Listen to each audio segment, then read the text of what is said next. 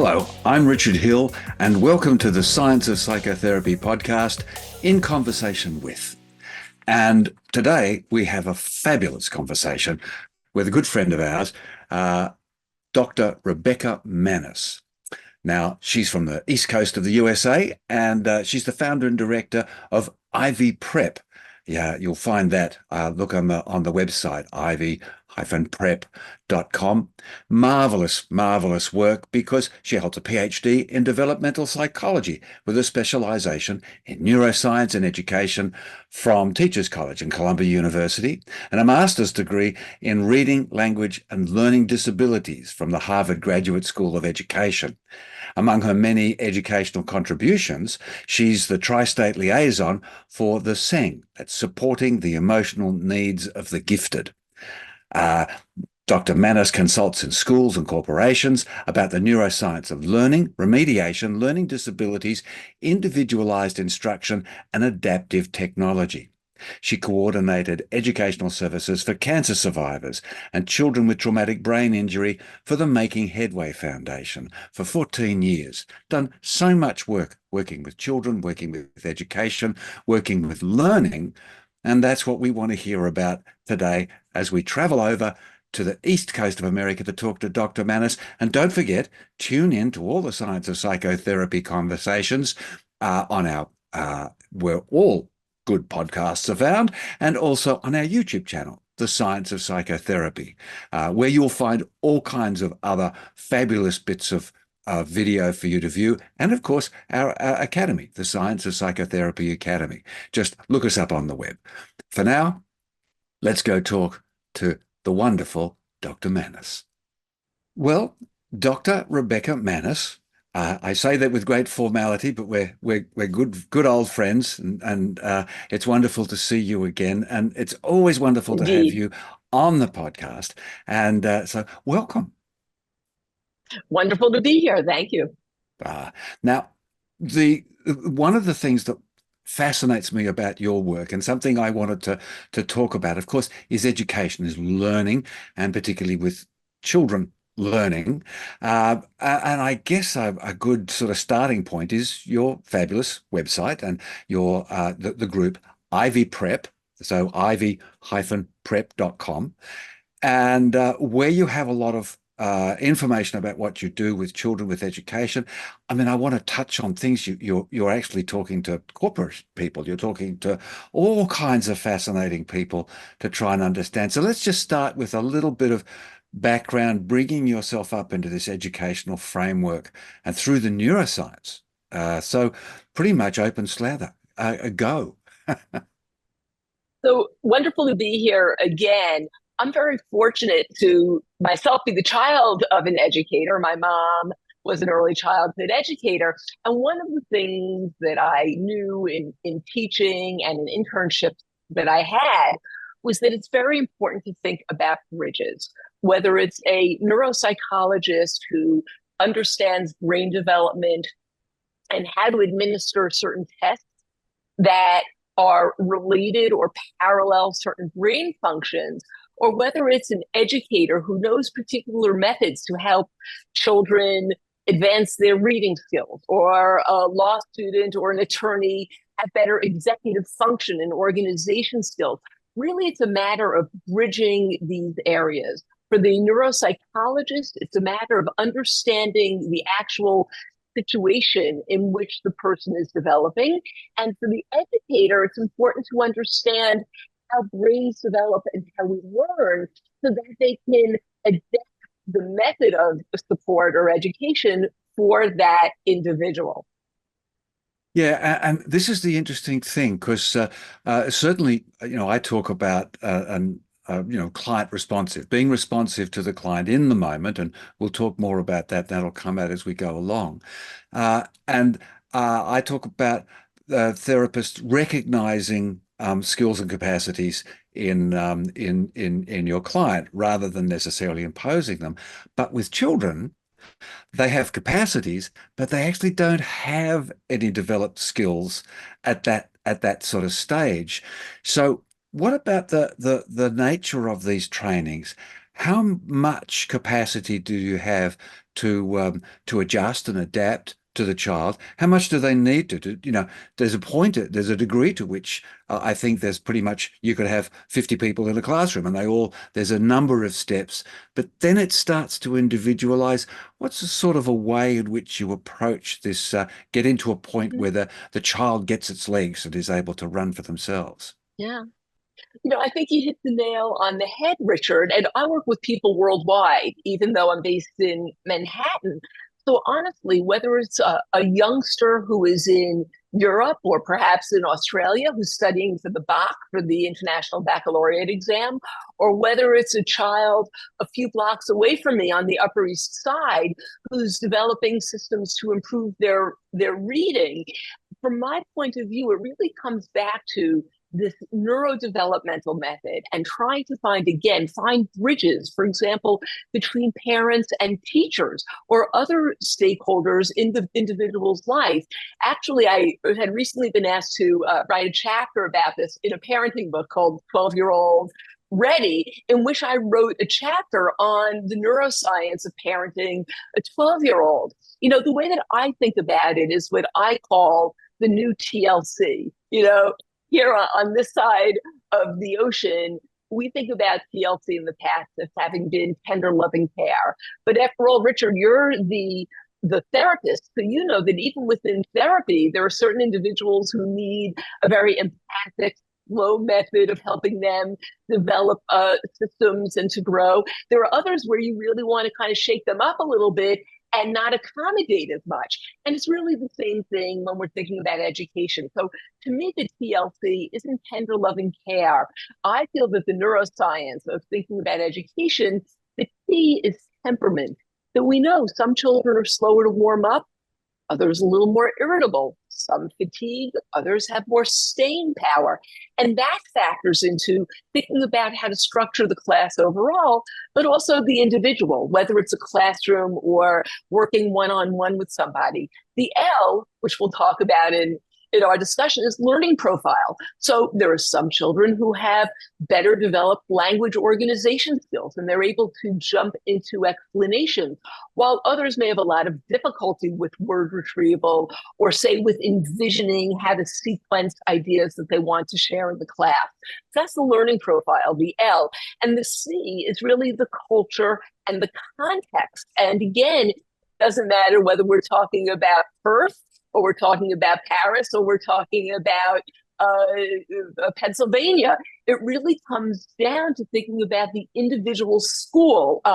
Right now in Manhattan, there's a big shift in how the Department of Education is teaching reading and understanding the culture of the schools, and the shift in those methodologies really informs not only how the overall education system is going through change, but how we then think about our responsibility to teach each child. Yeah, I mean the wonderful educationalist Sir Ken Robinson, who sadly has passed away. I mean, he would talk about the great difficulties in education. He was obviously a great lover of it, and one of our problems that we struggle with is he says education by manufacture date, which can be very problematical. So there are those kids that are in the middle, are in the frame, so that's cool. There's those kids that are ahead and getting quite bored with the frames, and those kids who are a little bit less grasping on the situation, who are struggling. I'll just have a quick aside. Yes. My son was, I started to understand how clever my son was when he was an average student. And I thought, okay, being an average student's okay. And he kind of did a bit okay. And the next, he got moved up into a class because he was, he was sort of raised up. When he got raised up into the next class, he was an average student. Then he got raised up into another level, a higher level, and he was an average student. My God, that boy was working out. Mm-hmm. He knew how to give them just enough to maintain being sort of slightly above average. And I thought, what an interesting response. And this, I think, is going back to temperament. He didn't want to Yes. shine and outclass and do all those things. He wanted to be there, he obviously got bored in the lower classes and moved himself up. But that's an interesting aspect. I'm not sure he even thought about it terribly. But these individual responses to educational challenge, how do you manage, how does that get managed and framed? It's before we started taping, we were talking about the distinction between therapy, the way that you spend your days, and educational care. And we were talking about how there really are some similarities there. And one of the similarities that I think of is the job of the practitioner, and also what we want to help our clients or our students develop, which is the ability to be aware of the process so that they can really do two things. They can master the task at hand, and then they can turnkey and use that information in other situations. And we were talking a little bit about this concept of metacognition, of being aware of our process. And we were kind of talking about how that really is a big part of what you try to do when you're doing very client centered, client responsive work. And it's also really the job of an educator or a parent. There's a wonderful school. Hopefully, I'll host you in New York someday. And maybe I can take you to visit a school called the Dalton School, which was one of the first private schools that has a very progressive approach. But Richard, they're incredibly systematic to the point where, let's say they're wanting to work with students on how to be aware of how to structure an argument in a debate. They'll have the students practice that skill in their writing in a history course, while at the same time bringing it into the math class where the students are debating and writing about different methods of attacking a word problem. And in fact, one of my professors at Columbia University Teachers College, my doctoral program, was Professor Herbert Ginsburg, who was one of the pioneers in looking at the metacognition of math development, of how children develop math skills. And what he found is that through questioning the students and helping them articulate the method and their thought process, it helped the students then identify what they truly understood and where they may have been kind of going by the seat of their pants, but needed to rethink their approach. And I think that resonates even after all these years. Yeah, no, I think it's beautiful. So we've got, lovely there, the cognitive, so that conscious, that awareness of what you have the capacities to do. Mm-hmm. And the seat of the pants is really those natural processes. So that takes us back to this, takes us back inside. And we started talking a little bit Yes. about the neurology, the neuroscience of education, and those areas of the brain that we understand need to be enhanced to be connected. Let's move inward into that framework. What are some of the things that we might be able to share that people get we can't get too technical, I suppose, but giving people an idea of this, what are we working with? What's our starting point with this wonderful neuroscience, that neurology, Sure. this brain thing that we've got hanging up there? Yes. It's a very exciting time to be thinking about it. I don't know if you can see that behind me over here, there's the blue book, Higher Cortical Functions in Man, which I always keep close by. And that was written at the turn of the 20th century by Alexander Luria, who was a wonderful Russian neuropsychologist. And a lot of his work and the work in Boston, where this field really grew, was based on what we call a deficit model. It was really based on working often with soldiers who had been injured in World War One. And through looking at the difficulty they had and where it was that they had injury, we started being able to see what are called the neural substrates, right? The areas that mediate or are actively involved in different aspects of thinking. And what we came to learn through having access to technology, through looking at more typical development, and through standardizing some of these neuropsychological tests, what we came to learn is that really it's helpful to think about those deficit models, but really the brain is very integrated, right? So unless, heaven forbid, there's some sort of insult or injury, some disease, otherwise what we're really looking at is a system that's growing together in tandem, and where we're thinking about those individual areas and how they reinforce one another. And of course, through now having PET scans and other high-tech tools, that we're just learning more and more. So, one of the things that I think about as we're thinking about sort of the neuroscience of education, whether it's teaching math, whether it's the work that I do helping students be ready for university or medical school, or whether it's helping parents make important decisions, really it's about people not only developing basic skills, but also developing those metacognitive skills, that insight about their thought process. And I mentioned Professor Herb Ginsberg, who really was doing just that in his studies with those Dalton students, looking at their math development. And, interestingly, some of this is done through formal study. It's also done through a process approach, through really looking not only at how students do or how subjects do on these measures of metacognitive skills or understanding of how to approach learning. It's also done sometimes through videotaping and coding people's behaviors. And in that way, it's not that different from some of your colleagues who are looking at client responsiveness.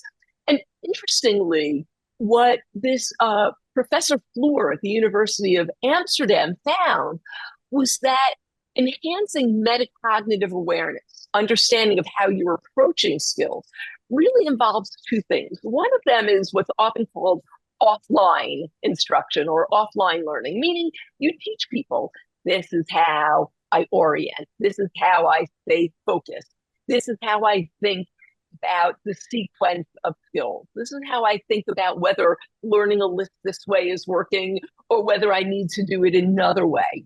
But really, then through, for example, he had looked at a study which was what we call a meta-analysis, an analysis of 47 studies of how people learn, especially looking at the neurology of it. And what this Professor Floor reported is that in real life, two things are going on. One of them is this offline learning of systems, kind of like how you might coach somebody about how to approach a frustrating situation and not lose their cool. But it's really a matter of being able to modify and adapt in the moment, and then reflect upon the ways in which those offline systems were effective or they weren't. So shall I fill you in about the 4 systems that he particularly reported? Yeah, no, please. And just a quick comment to throw in there. I remember some neuroimaging from some years ago when actually I was doing my master's in education, and we're doing there. And there was a very interesting study. It was looking at brain activity of maths learning, and they looked at 2 different cultures. And one was a very sort of an Asian culture, one more of a Western culture. And actually, the brains were quite different in what lit up, what activated.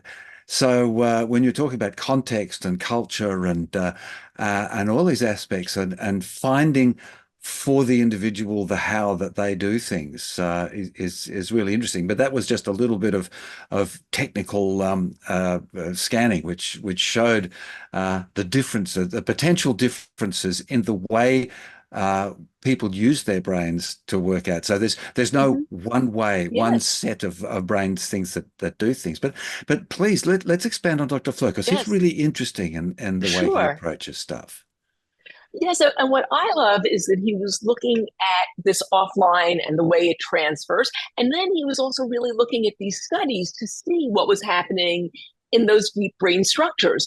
And hopefully it's through thinking about a synergy and thinking critically that we can then sort of disseminate this information and really bring it to life, whether it's for thinking about curriculum. I gave you the example of how the Department of Education is shifting its math curriculum now, or whether it's thinking about the individual and how they can have those insights practice them and then apply them. So among the studies that he found was that when they were doing these imaging studies and looking at metacognition, again, that sort of having insight about how to apply systems or adapt, really there were four areas that he was thinking of. The first one is obviously thinking about the particular brain structures that are involved in a certain task. So, for example, doing a visual memory task is going to tap into different regions than memorizing a list of words, right? So part of it is thinking of, is this a more language-based or a more visual-based system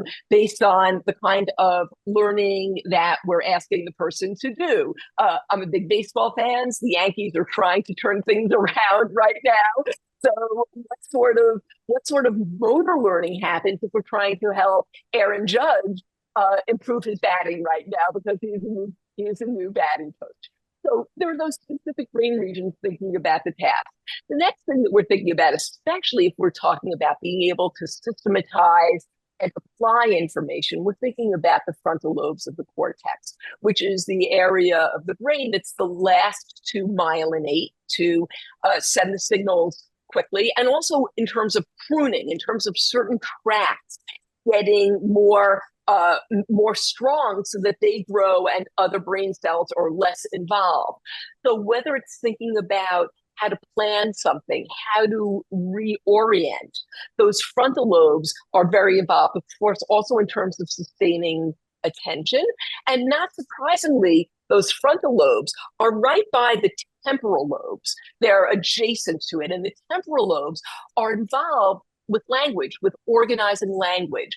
And we know that the currency through which we learn and interact is largely about language. So this whole notion of what's called verbal mediation, or being able to talk to oneself and coach, is a key component of metacognition. What they also found is that there are areas of the visual cortex in the back of the brain that are also quite involved with being able to not only do that offline learning, but apply metacognitive skills. So you were telling me about your son. Maybe it was the visual cortex that was helping him almost envision and sort through, how much do I need to do so that I'm stretching myself to the teacher when she's asking me to apply distance problems in her class, but not so much that I'm working on the extension problems, which I really can't be bothered doing. So that's the visual cortex. And then very interestingly, there are subcortical regions that are below the cortex that animals have, that we as humans have. And some of the most important regions there are the hippocampus, which is very much involved with memory, not surprising if we want people to be able to apply skills, but also the insula, which is one of those deep brain structures that's involved with self-control. So whether it's the self-control of, it's frustrating for me to do this new word problem, but how am I going to make myself feel that I'm going to get there and I can listen to what the teacher is saying, follow along on the smart board, or whether it's I need to practice these times tables so that I can truly know them and be ready for my exam. So the insula is so important in being able to sustain oneself to the point of mastery, and then problem solving, how to adapt when something isn't going as expected.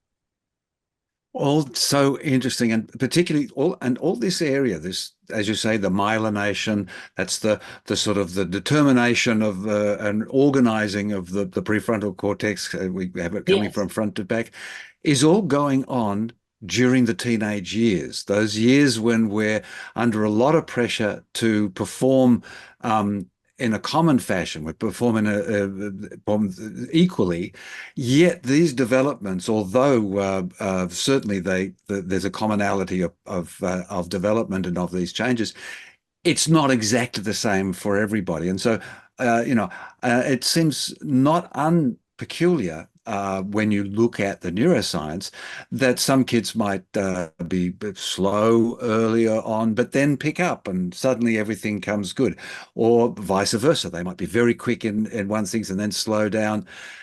So that's one of the things that's really important to understand, and understanding that neuroscience, how does it broadly do it, but then also, as you're saying, how do you do it? That's a really interesting aspect. That and like well, the whole thing with responsiveness is that responding in the moment is that there's actually quite a lot of energy and activity that the teacher, that the trainer, that the person in charge Yes, needs to be put a lot of what Ernie Rossi and I would call sensitive awareness. And we know that yes, becomes very difficult in broader educational programs. And I can see with the school, the Dolphin School, what they're doing is they're stimulating activity in the students so that they can actually, the teachers can then see, uh, who's who and what's what and who's shining in what area. And I think that's probably one of yes, the biggest problems with education at the moment that a lot of people complain about is that they go to still, there's quite a lot of rote-based, sort of curriculum-based, um, and teachers that stray off the curriculum to what is more interesting for the students is problematic. Is this your experience in amongst the various, certainly in America, but also in other locations, that there's this yeah. imbalance of interesting education to sort of standard, just functional education? You know, I think that we're going through a period of a real sea change in thinking about this. After all, people need to have the rudiments. They need to be able to read effectively so that they're absorbing information and then can come to their own conclusion about whether they agree or disagree. Is an example, a really wonderful reading researcher, Marianne Wolf, used to be at Tufts University in the Boston area, and now she has an endowed chair at UCLA. And her program focuses on not only literacy, but literacy and culture. And she's particularly looked at the neuroscience of reading print books or reading digital content. And one of the things that she's found is that when people read online, a PDF or a website, they tend to overestimate how much they're truly absorbing. And what Professor Wolf says is not only does that impact their mastery because they think they understand it and they really don't. And by the way, this is across cultures and countries. Aside from that being a skills gap, the other piece, which she says, is that actually leads to a distortion in what she calls reading empathy. Because she says, gee, if I read something and I'm not truly understanding what the author has said, not only have I not understood it, I relate to the message and truly try to draw a connection. Very, very interesting idea. So I would say that whether it's, for example, in Paris, in France, schools tend to be very traditional lockstep. Whereas, for example, in parts of the United States, there's more of a progressive curriculum where they feel students will fill in certain math facts that they don't know. The important thing is to have them gradually learn those facts while also think about their thinking. Okay. Now, here we are talking about metacognition. So, of course, I love thinking about thinking, but I also know that if you don't know how to systematize your learning, you're not going to be able to apply math skills in different situations, right? So, that's a large component of what I think about. How do we help students master the skill? And I would say that that's a jumping off point to then thinking about problem solving, critical thinking, right? Being able to move beyond the facts to really integrate ideas. You develop both those metacognitive skills so that you can become your own thinker, you can become really your own teacher over time. But also going back to what Professor Wolf has spoken about, this idea of of empathy and being able to really appreciate another point of view as you're understanding your own, right? You need to truly know in order to then shape those conversations in a deep way. Yeah, I mean, one of my pet fascinations and things I talk about a lot and have developed some hopefully useful Mm-hmm. ideas about is curiosity, um, and Yes. that and I must admit I try and shift a little bit away from too critical Yes. the word critical Mm-hmm. because it has connotations of judgment and Sure. hierarchy and very but I think it's quickly repaired in sort of my thinking when you sort of had curious thinking. So how does that work? Is that working? I wonder whether that's working as well as it should. Do I understand it? And that fascinating thing Mm-hmm. of asking a child, they say, "Oh, I understand it. You know, give me a gold star. I'm a good boy. Yes. I progress." As in, do you really? Wow, Mm-hmm. let's explore that. And this is the Mm-hmm. metacognition type of ideas that you're talking about, giving a child the opportunity to think about their thinking, um, to Yes. reflect on it. And of course, this is what we ask of therapists: is deliberate practice, reflective frameworks. Don't just bowl Yes. along, and because your client comes books again next week doesn't necessarily mean things are going well. And just because kids keep Yes. going in education doesn't mean they're learning. Um, Now, Yes. how much individual work do you think children need to be able to bring this balance in? Or is it only, is it, I suppose it's learning this learning profile, this L in the learning profile. Mm-hmm. How individual can we become? I know it's a two-edged sword, a catch-22. We have to educate a lot of people with Yeah. a very small number of educators. What's the balance that you're finding, or what's the Oh, ways in which you're coping?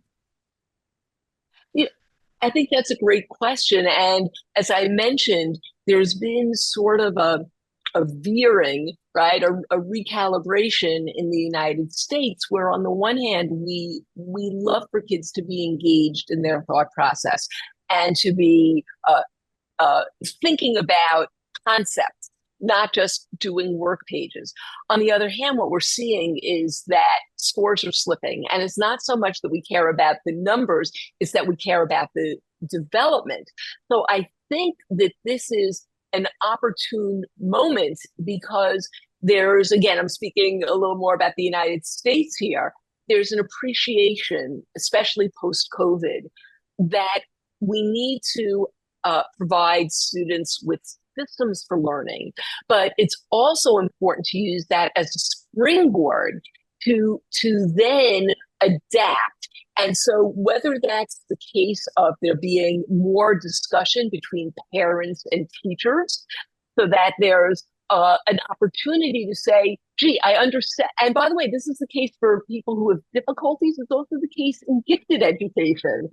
So, so with a child who's having difficulty, there's an opportunity for the parent, the child, and the teacher to be able to talk about, I did my independent reading this weekend, but I understood the book. It was difficult for me to figure out how to write my journal response. And for the teacher to then be able to say to the child, well, what was it about the way that we used this particular app that helped you organize your ideas? For example, we use what are called semantic maps or mind maps that are more visually oriented, right? Is there another method that might help you lay out your ideas? Is it better? Do you want to try putting ideas on post-its and then moving the post-its around to put the sequence of your ideas in order for your journal response? That's a post-it costs less than $1 in New York, right? To me, that's much more meaningful, and it's also stimulating those metacognitive skills. On the other hand, there are people who truly need much more systematization. And not everybody can attend the Dalton School where they have a lab and the children can sit with a teacher or a preceptor to review their persuasive essay, right? So that's not something that everybody has. for me, the opportunity to move toward more systematic instruction lends itself to our then moving beyond just throwing busy work at kids and being able to really look at what the work that they do says about how they're growing and how we need to refine that much more. And again, I just want to put a little plug in here, especially because we're thinking not only about learning and mastery, but we're thinking about the personal development. It's very much an issue in terms of gifted education across ethnicities and cultures, because there may be a child sitting in that first grade class who knows how to write, who can read at a more advanced level. And that child might be sitting there frustrated because we're teaching toward children who are developing in a different way. I had an interesting case you might like to hear about. It was a young lad, uh, actually at this stage in his 30s, early 30s, but Mm-hmm. terribly dyslexic and quite dyspraxic. So his writing was terrible, and Sure. the sentence Yes. structures were abominable. In the Yes. broad sense of things, and yet he was quite successful. He'd worked his way up through the finance industry, and he'd gone through and he'd become quite Mm-hmm. successful as a mediator. And one of Yes. the things that we realized, sort of, how on earth did you make it? And what we realized was, like, he would go into a meeting, everybody's sitting down there, taking notes and doing everything, or he would go into a whatever learning situation. Mm-hmm. They're all taking notes and going off referring. He was memorizing everything on the spot. There you go. So he had this developed this extraordinary memory. We then he decided he wanted to expand himself at university. So he went to the university and said, can we have someone work as a writer, as an interpreter of his reinterpreting what he puts on the page? Sure. And we found an arrangement that was suitable. Obviously the interpreter wasn't able to add ideas, and they had to show stuff. So we did Yes. all that. Anyway, he got a master's in mediation and so on, and he's just landed a six-figure a job. He's in his early 40s. Um, quite Yes. extraordinary, quite extraordinary. But without the very, very dedicated work of well, me, but certainly Yeah. several other people, Yeah, I bet include, it was. but including the Yes. parents, exactly as you say, Yes. he would have never been able to move past this point of remembering. Of course, now he has AI to help him, and grammar checkers, and Exactly. Other tools. so Sure. the playing field. Now, this and I just wanted to highlight the point that yes, you're working and you've done wonderful work with gifted children, done wonderful work with Yes. getting the general population, but you've done a lot of work with those people. I mean, kids with cancer who Yes. obviously get put way behind Yes. in the framework. And you've just been Yes. saying it, but I just want to highlight that point that when you're discussing, it is about everybody, and everybody has the possibility. Indeed. And I think this is just something that you need to be congratulated for. And I think a lot of other people who Thank you. work with you. And on that point, what sort of work? Because what I was looking at, I just was thinking when I brought up this Hmm. case of this young lad, was he was told he had learning difficulties. And what we decided, no, he didn't have learning difficulties. We had teaching difficulties. So with the work you do with the kids, what's the sort of work you do with the educators? Both, Yes. So what is some of that work? So it's very exciting work. And then, of course, you're talking about the adults, right? You're giving the example of this gentleman. I work quite a bit with adults, sometimes coordinating with them in their workplace so that they can really move ahead and build upon their passions or the skills that they've developed in the area that they love. That's one of the most exciting areas. And of course, from my point of view, the trick is to really learn from the people who know the child best in the natural setting, the parents and the teachers. And in fact, that's often the first step. Very often before I meet with a student to then partner with the school, the first step is really gathering information, looking at the person's development, looking at examples of where the person is very successful, where certain things are harder, but we can still they found workarounds, ways to compensate and persevere. Whether it's in math, whether it's on the baseball field, whether it's in an after school that they love, or in a student leadership role, because all of those are clues. And the trick then, from my point of view, is to come back to that idea of that TLC, understanding the individual's temperament.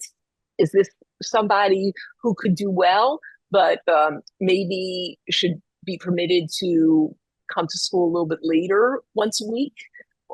Because if he sleeps in one day a week, he won't be so exhausted, and then he'll have more staying power on the tougher school day. Gee, maybe if art class is first and Johnny is dyspraxic, has trouble writing and drawing, maybe he could do a project, a computer-based project, PowerPoint, on an artist that he loves, and instead rest up a little so that he has more mental energy for the difficult math class, right? That's the T. And we've talked about the learning profile. And there, from my point of view, the trick is to really do a deep understanding, have a deep understanding of what the curriculum is. We've already talked about progressive math curricula versus more traditional math curricula. Well, what does that mean for this individual child who is great at talking things through, who needs to be much more active as he learns, who can't describe things well, but can lay things out and show you with a drawing what his thought process is. And then we have an opportunity to really hear the teacher's point of view about what's working, about the extent to which the child is holding on to concepts and turnkeying them. And that, of course, you've mentioned AI. That's a big part of what I'm doing now. How can we then think about tools for the child to be successful? And whether it's a college student, a medical student, or a dyspraxic third grader, obviously we're working within the context of a certain school culture, of certain rules, but there also are particular systems that we can teach the child to try and then try to work with the school, try to adapt things. So again, going back to where we started, we have that bridge. We have that bridge between the theory of how the person learns and bringing it to practice in that context. Yeah, yeah. And TLC is just such a fabulous, obviously just a little group that expands out enormously.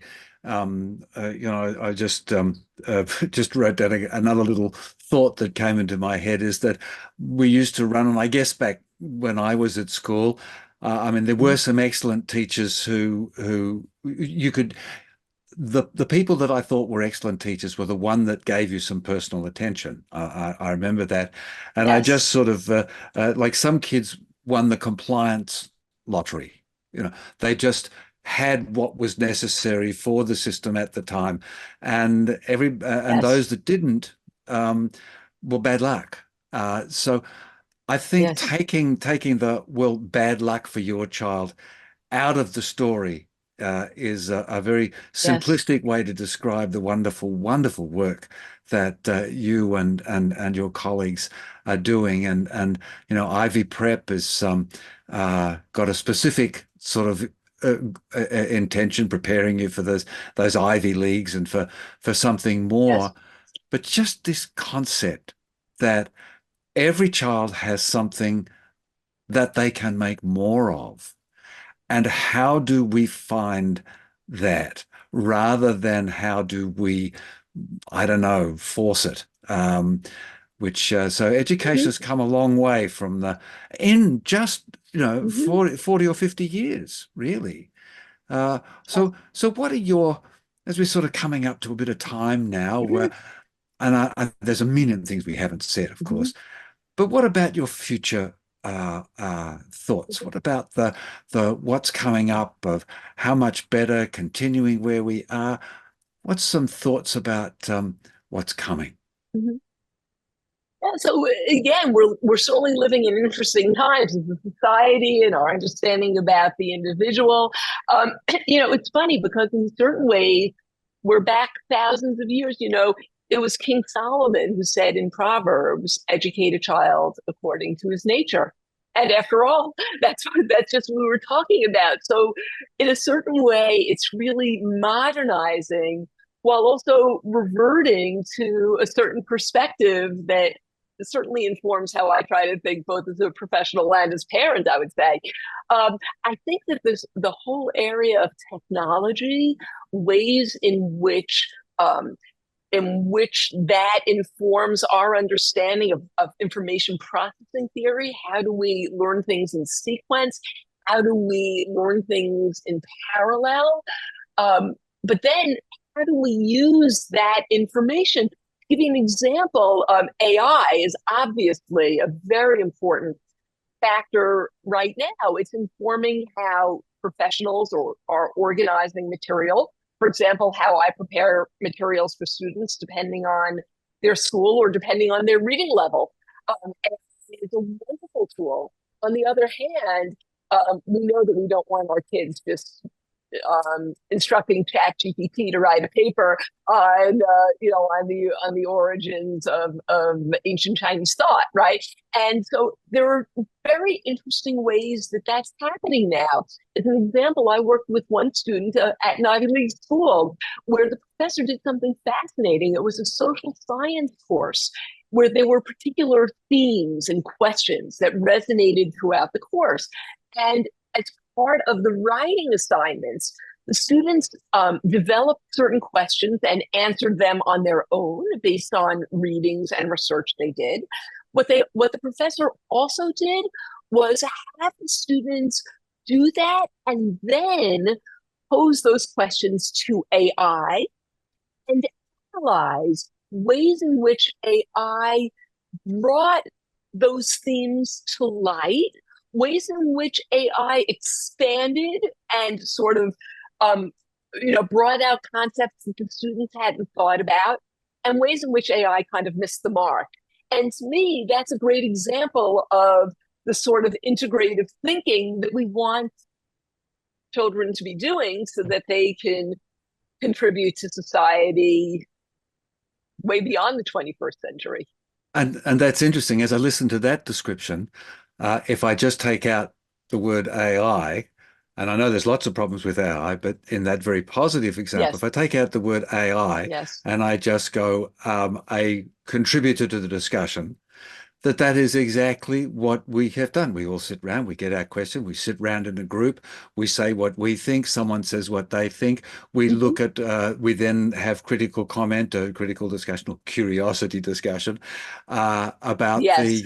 about that. So I love that idea, and I do exactly the same thing when I utilize AI to see if Mm-hmm. it's got some ideas that I didn't think of, but also to amplify the quality of my ideas that the AI doesn't think of. So, in other words, the creative Exactly. ideas, because AI it's not able to be creative per se. Yes.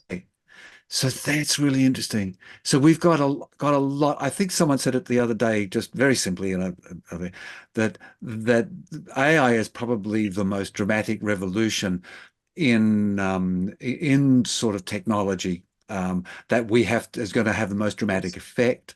So we better get our heads down and stay in the race uh, with both that and with making sure that everybody is what's my turn? Everybody passes the compliance lottery because everybody Mm-hmm. is a wonderful being. Rebecca, thank you so much for sharing so Agreed. much fascinating stuff today. We've had a Moving. wonderful conversation. Yeah. And I look Thank forward you to, again. yeah, and thank you very much. Bye for now.